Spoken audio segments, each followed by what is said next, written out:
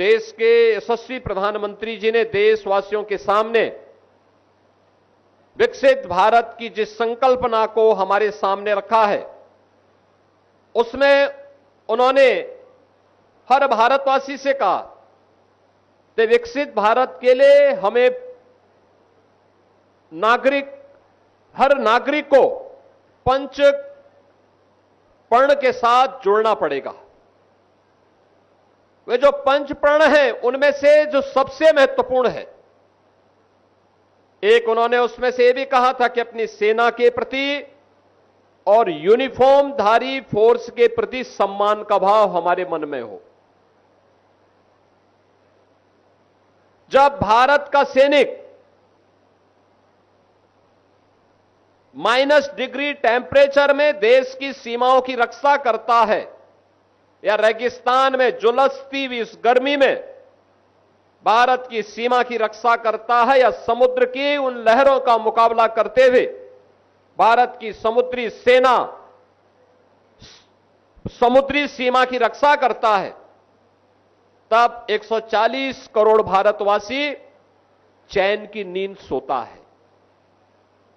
जब चैन की नींद सोता है तो देश के विकास के बारे में उस प्रकार की सकारात्मक और सोच को आगे बढ़ाने में सफल होता है। देश आगे बढ़ता है। सुरक्षा के बेहतर माहौल में ही विकास की योजनाएं प्रभावी ढंग से आगे बढ़ सकती हैं। अब याद करिए, 2017 के पहले यही उत्तर प्रदेश था। रोज कर्फ्यू लगता था।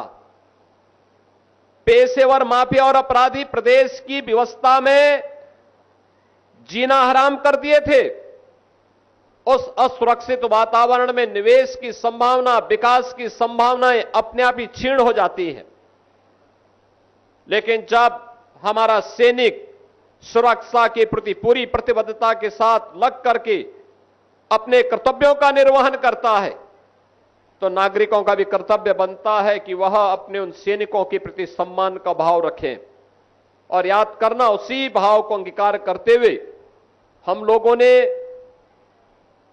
लखनऊ में इस नौसेना की इस वाटिका को, इस म्यूजियम को यहां पर आग्रह किया था। और मैं धन्यवाद दूंगा कि आदरणीय रक्षा मंत्री जी की प्रेरणा से नौसेना के अध्यक्ष एडमिरल दिनेश त्रिपाठी जी ने और उनकी पूरी टीम ने हमारी टीम के साथ मिलकर के एक समय सीमा के अंदर इसे पूरा किया।